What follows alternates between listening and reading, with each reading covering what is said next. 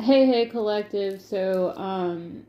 I know that it's been in the collective energy lately with people dealing with soulmates that have, decided to choose a third party or pick a third party.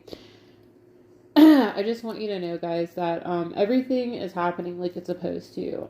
We just shifted into Aquarius season, so one of my favorite readers said that this is all about divine unions, and if you have to learn another lesson, there's nothing wrong with learning another lesson. It's really healing from that trauma that you probably already decided to release and heal from, that is testing you. And that's why you had to go through that situation. I don't need cards to do to talk about this. It's just I had like so much peace wash over me, and the channeled message I got was, what's for you cannot pass you by. What's anointed for you cannot be taken from you. So that is the biggest message that I have from the Most High God, is that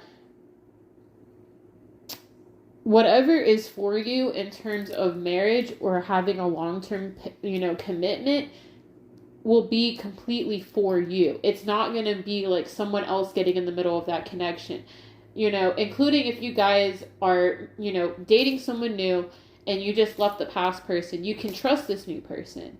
Okay? You can trust this new person. And this new person is going to be all about you. There is no in between. You can trust this new person.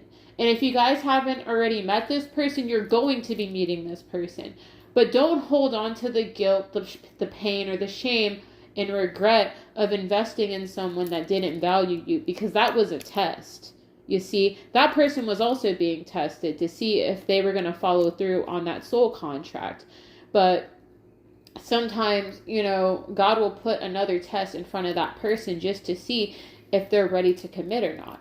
So, don't feel bad about leaving a past person behind. Don't feel bad about it, because, it's their loss at the end of the day.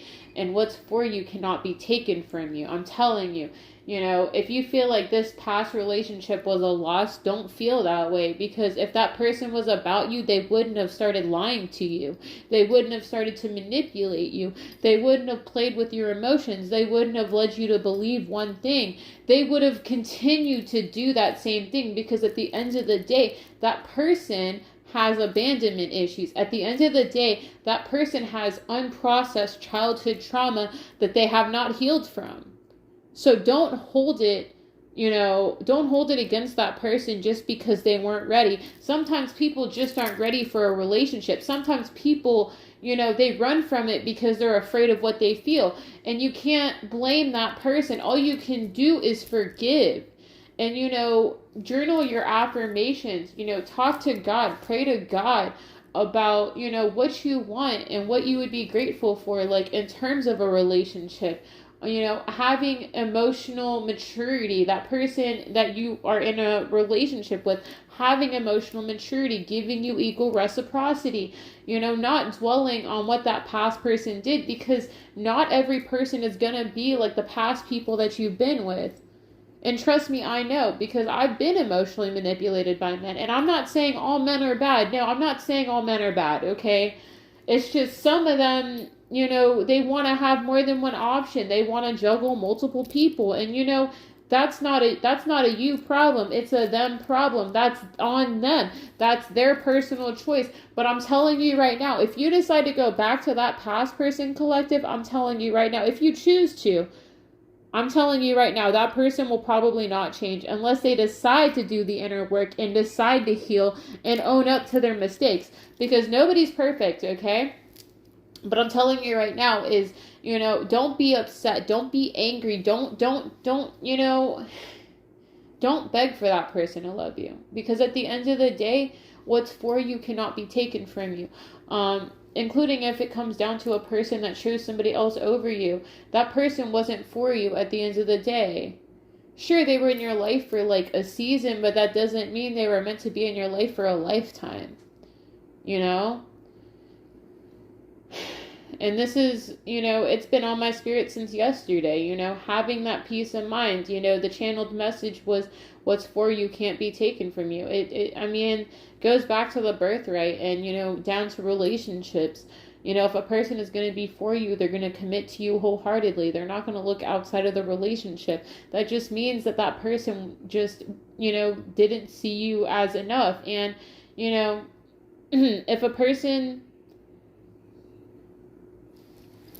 Okay, collective, I'm sorry about that. So, what I was going back to saying was that don't dwell on what didn't work out. Don't dwell on the pain that that person caused, because that there was probably something that you needed to heal within yourself to find peace within yourself.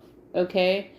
And once you've established that peace within yourself and in your soul, in your heart, in your mind, in your physical vessel, nothing can break that peace from you. Because once you have your peace, your inner peace, nothing can disturb that. You know? And what I've always said is that in relationships, that person is supposed to be your peace, not your problem. So if they aren't giving you peace and they're giving you problems, then they're probably not the one for you. Okay? But yeah, guys, I'm sorry about the interruption towards the end of that.